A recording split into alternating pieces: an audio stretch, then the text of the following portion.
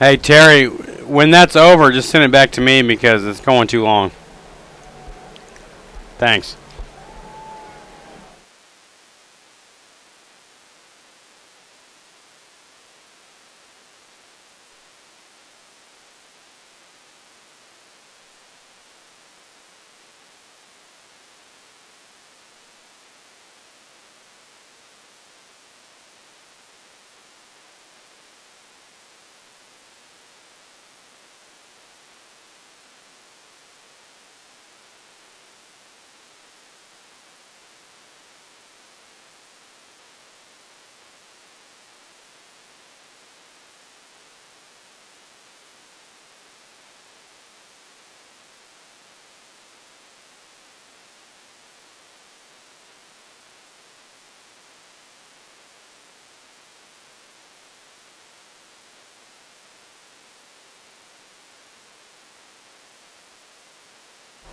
Back at Lucas Field in Altamont, Kansas, moments away from kickoff between the Grizzlies and the Bulldogs. I am Jonathan Wilhoff with Skylar Gatewood.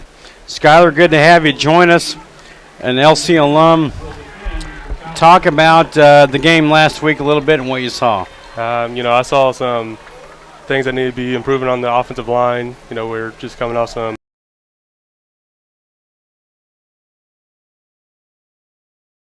We have a returning senior on the O-line, and since that's coming in, we got a lot of freshmen, we got a lot of people returning, filling in the spots. You're kind of weak at the offensive line spot, but you're strong as your weakest link, and I think that's something that they're going to need to improve upon, and let's see what they can do this week. Well, and certainly last week the offensive line did struggle. Didn't give probably the worst game I've seen Easton play, but didn't give him much chance, or the running back Evans. Yeah, it's something you gotta do. You gotta give the quarterback at least 2 or 3 seconds to let him, look at the field, see who's open. But you really can't do that when there's someone right in your face within a second. Chase Evans, a 6 foot, 175-pound running back, starting in the varsity backfield. Talk about it a little bit, too. You lost TJ, Keyshawn, yeah, Owen, Tanner, and this year apparently Dylan as well. That's losing a lot of kids that all of a sudden, out of nowhere, Labette County has to replace. Yeah, I grew up with them, and they're very talented, very athletic, and, that's something Easton has to get used to, is you don't have them targets out there anymore. You got to look for a new one. And he does have Kale Irwin out there, and, Kale's a very good receiver, but he has to trust his other receivers. We'll see if he can do that tonight. Labette County will return the opening kickoff. Caleb Henson and Trent Brock back to receive, kicking off for Independence. Amarion Farley, someone that we're very familiar with from the Independence basketball team, and Farley puts his right leg into it. Very short kick. It'll be fielded around the 30-yard line by Clayton Moore for Labette County, in good field position for the Grizzlies. Skylar, talk about the importance of good starting field position. Oh, that's just something that you need to establish as a field position. You got to give Easton at least enough room to do a 2-step back, 5-step. However, he needs to get comfy. The receivers can get spread out a little bit. You can always come out with a running game out the bat or a passing game. Just decide which one you can do. 1st and 10 for Labette County from their own 35 as we begin the ball game between the Grizzlies and the Bulldogs. Dean fakes the handoff, goes downfield, has it wide open and misses him. Overthrown, incomplete. And that could have been, at the very least, a large gain, possibly a touchdown. Instead, just a long, loud, incomplete pass, 2nd down. And Easton and Kale just miss each other there, Skylar. Oh, yeah. Kale needs to maybe get off the line just a little bit quicker. Kale, a very good route runner. In fact, I thought he was even the best route runner last year. Oh, yeah. He is probably the best one that we've had. So 2nd and 10 after a long incomplete pass, handoff Evans. He has 1st down yards. He's at midfield. And he's out of bounds into Independence territory to the Bulldog 44-yard line. First down, Labette County. Just underway here in the ball game. Labette County and Independence. They need to get Evans going. They couldn't get him going last week against a very good Pittsburgh defensive line. Now Henson in the backfield for Labette County, and Scott, will be interesting to see how they use him. Very fast. Oh yeah, he has the Keyshawn speed that we're not missing, but it's there. Once he can get upfield, he's gone. Snap is a touch high for Easton, something that Labette County struggled with last week. They give it to Henson, and he's down to the Independence 46-yard line. And second down and 7 upcoming. Using Henson again, I can see. Henson in the backfield again, a three-receiver set. Dean takes the snap. He'll keep it himself. Easton, good hard run across the 45, down to the 40-yard line, close the first down yardage, maybe about 1.5 yards shy.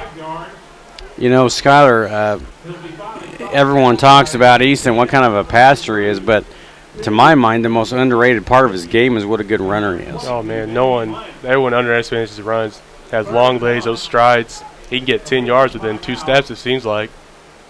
He just knows when to tuck and go. And now an official timeout, 10:48 to play here in the first quarter.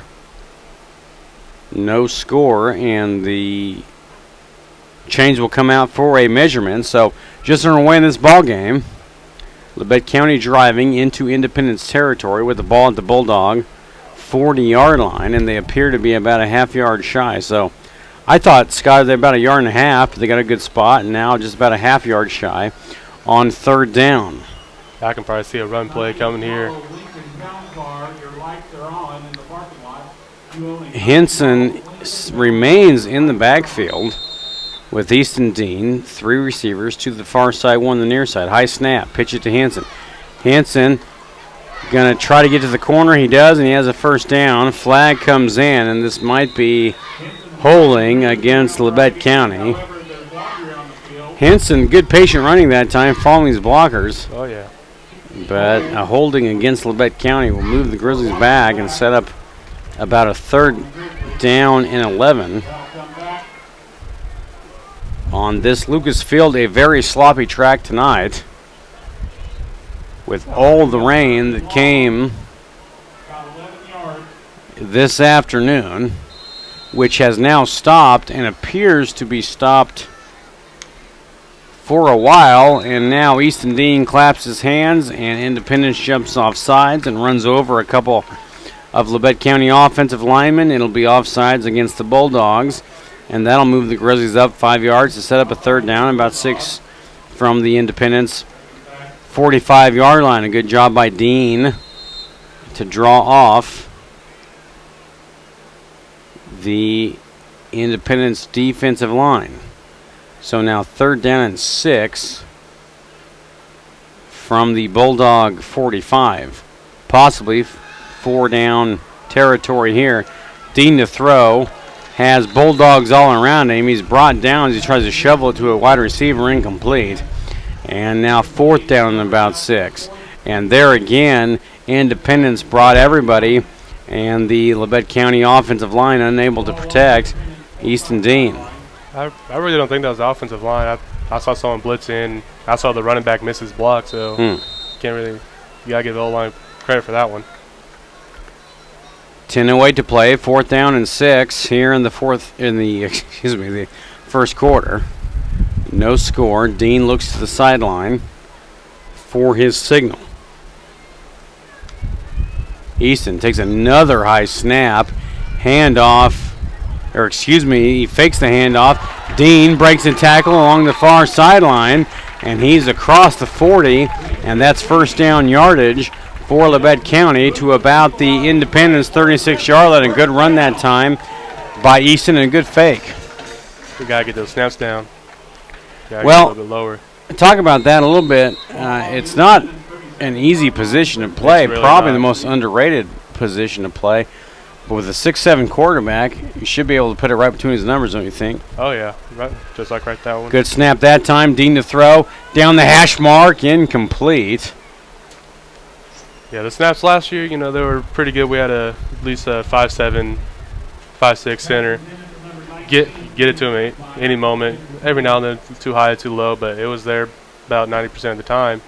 And I know that we have a true freshman center this year, but, he got to get those snaps a little bit lower, and that one was actually a good one. The pass was incomplete that time, looking for 5'7", 140-pound junior Kanan Kattmeyer. Now Dean bobbles a snap, rolls to his left, surrounded by white jerseys, and he'll be brought down way back at the 45-yard line. And Skylar, with this sort of a air raid offense, timing seems to be very important, and timing seems to be what Labette County has struggled with last week and now early on here tonight. Yeah, we gave Easton some time last year, but nothing that could really shine. But, this year this offensive line needs to give him just a little bit more time. That time I think the ball just slipped out of his hands when he tried to roll out the pocket. 3rd and 20 from the Independence 45-yard line. Dean rolls to his right, buys some time, being pressured, lets it fly. Pass going to be caught at the 35-yard line, down to the 30-yard line. That is Nathan Smith. Close to first down yardage. He'll be about 3 yards shy, and I would look for Labette County to go for it here. 8:35 to play, no score, first quarter, 4th and 5. Put the ball back at the Labette County, or at the Independence rather, 32-yard line. 4 receivers split for Easton Dean in the Labette County offense. Evans in the backfield. Dean gets instructions from the near sideline. A quick throw. Pass is going to be caught. This is Anthony Lee. And he breaks a tackle. And it's first down yardage for Labette County. And that might be Lee's first catch of the year. Skyler, I'm not sure that he caught a pass last week. He had one thrown to him, but the person he dropped it or got deflected or...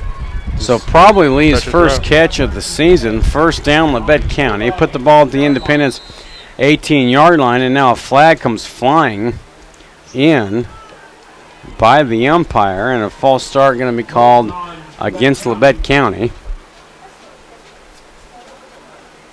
I'm not saying, Skyler, that's the incorrect call, but boy, they just barely lined up, and a quick flag that time. Oh, yeah. From the official. They're quick to do that sometimes. 8:01 to play in the first quarter, no score. Labette County driving, 1st and 15 now. After the penalty, put the ball back at the Independence 22. Dean to throw, takes the snap, pressure coming, lets it fly down the middle, got a man, incomplete. And here comes 2 flags flying from 2 different officials. Boy, I didn't see much there. Maybe a defensive holding call. It couldn't have been a pass interference. That's what it kind of looked like, but I can't really tell. And it will be defensive holding against Independence. And that time, Kattmeyer wide open. Good pass from Easton Dean, and were it not for the holding probably of the Independence secondary, possibly could have been a touchdown. Kattmeyer, 5'7", 140, not a big kid, but he got a lot of JV time and a little bit of varsity time last year. And here we see him now, more involved in this game plan than we saw last week. 7:56 to play in the first quarter, no score. First down. And now they mark off the yardage. Should be about 1st and 10 for Labette County. Dean from the shotgun. Takes a snap. Handoff. Evans has a lot of room over the left side. Cuts it upfield along the hash mark. Across the goal line, I think. We're waiting for an official signal.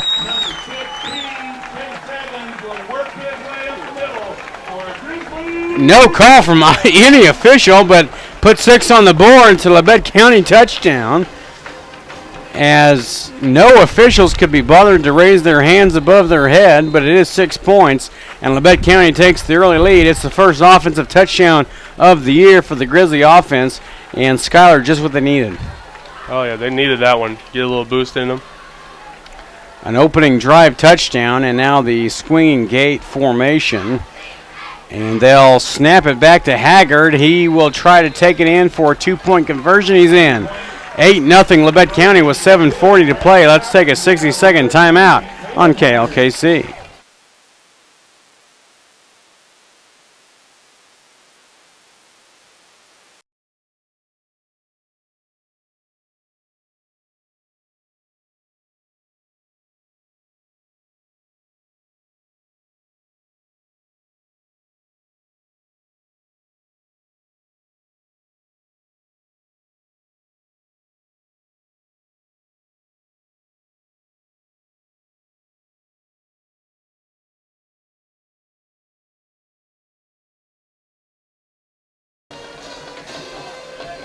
Hey, also at halftime, I'll probably go back to you too.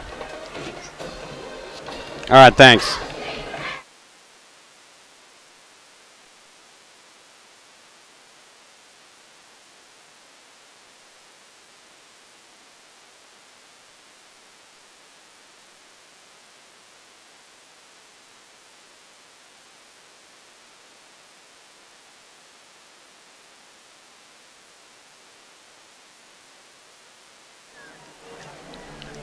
Twenty-yard touchdown run by Chase Evans gives Labette County an 8-0 lead after the 2-point conversion from Caleb Haggard. 7:40 to play here in the first quarter. So Labette County offense that scored 0 points against Pittsburgh. Remember the touchdown coming from the special teams, Caleb Henson, last week. So the first touchdown and the first points of the year for Labette County early on in this ballgame. 7:40 to play in the first quarter. And the kickoff now being brought back by Independence, moving from right to left and up to about the 27-yard line. Daniels on the return for Independence. And speaking of Zedrick Daniels, I would look for him to have a great basketball season upcoming. And a reminder that not only can you catch Labette County football, but you can catch all of Labette County basketball right here on AM 1540 and live streaming on KLKC Radio.com. Independence football moving right to left. Here's a handoff straight up the middle and a good gain up to about the 45-yard line for Amarion Farley. And that time, Schuyler, just like last week, first play from the opposition, a huge hole up the middle. Yeah, you got to close those holes quickly on the defensive line, or that's going to eat you up all day.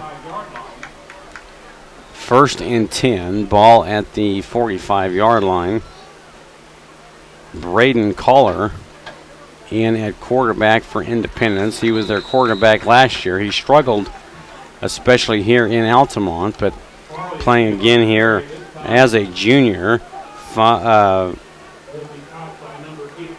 don't have any measurements for him. He's not very tall, but he appears to be a pretty strong kid. So the handoff up the middle for Independence goes for about 2 yards. 2nd down. Under 7 minutes to play here in the first quarter. 8-0 Labette County. Collar takes a low snap, handoff straight up the middle, going nowhere. Good job by Labette County defensively. Of course, Caleb Haggard was involved. Zach McCarty, also Riley Sorrell, it looks like. Talk about Schuyler. Caleb Haggard, boy, he's bigger than he was last year, and he was huge last year. Oh, man, I made fun of how small he was last year. And, coming to this year, just looking at him, it's like, this is what you should have been last year. This is what you needed to be this year. I expect you to be bigger next year. And I talked to Coach Price last week, and he thinks that Caleb has Division I potential. Oh, I can see it. Ever since his freshman year, I saw it. 3rd down and 8 from their own 47, and the play is blown dead as a flag comes flying from the near sideline official. Pretty sure that was offsides on the offensive line. And that's exactly what it will be. So from 3rd and 8 to 3rd and long for Independence, and Labette County defense in a good position. You know, last week, Scott, the offense, of course, was not what you wanted, but I thought the Labette County defense held their own. The defense, we are always a defensive team no matter what year you go by. And definitely seeing them last week put up a fight against Pittsburgh. It was great to see. 3rd and 13 for Independence from their own 42-yard line. 3 receivers to the far side. Collar takes the snap, quick pass, going to be caught, a wide receiver screen, and well short of the 1st down as the gain is up to about the 44-yard line, and a pretty conservative play call that time from Independence. Even with the pass, the completed pass was going to be well short of the 1st down. Only a gain of about 3 yards, so 4th down coming up for the Bulldogs. Under 5 minutes to play, 8-0 Labette County with the lead. Henson back to return the punt, and now a stoppage play. And it's a timeout for Independence. Let's take 30 seconds on KLKC.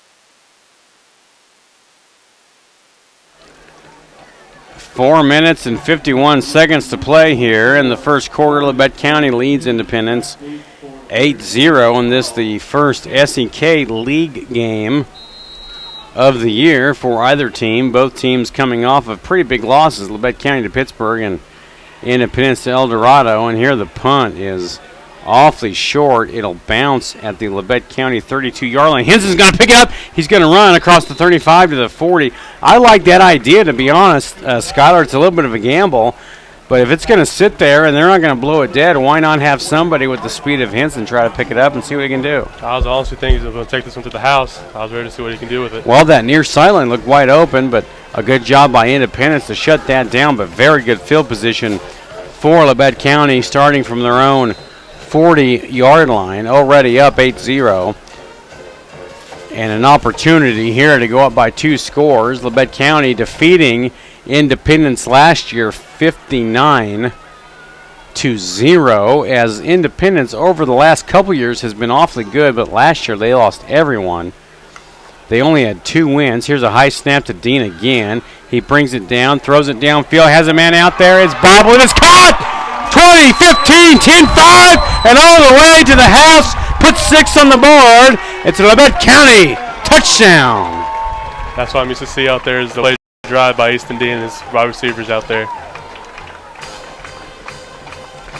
So a 60-yard touchdown completion from Easton Dean to Nathan Smith, who Dean had a little trouble connecting with last week, but found him this time. A perfect pass, and Smith bobbled it initially. As Labette County goes for 2 here, they'll pitch it out to Kel Irwin, and he will stroll into the end zone. And my goodness, Scholar, Independence looked as though they could barely be bothered to defend that 2-point conversion, but a flag on the play and a hold against the Grizzlies. So Labette County will have to do it over again. But a great pass from Dean to Smith that time. And talk about, I know these prior maybe positions you played in high school, but Easton having to reconnect, with the exception of Kale. Easton Dean, no matter how good he is, having to reconnect with a whole bunch of different wide receivers. Yeah, I don't really think it's reconnecting. I think it's just, can he find them open? Can he trust them is what is probably going to be the hardest part. And 2-point conversion attempt after the penalty. A long lob pass is caught, and it would appear that the 2-point conversion is good. So 4:27 to play in the first quarter, 16-0. Labette County with the lead over Independence. Let's take a 60-second timeout on KLKC.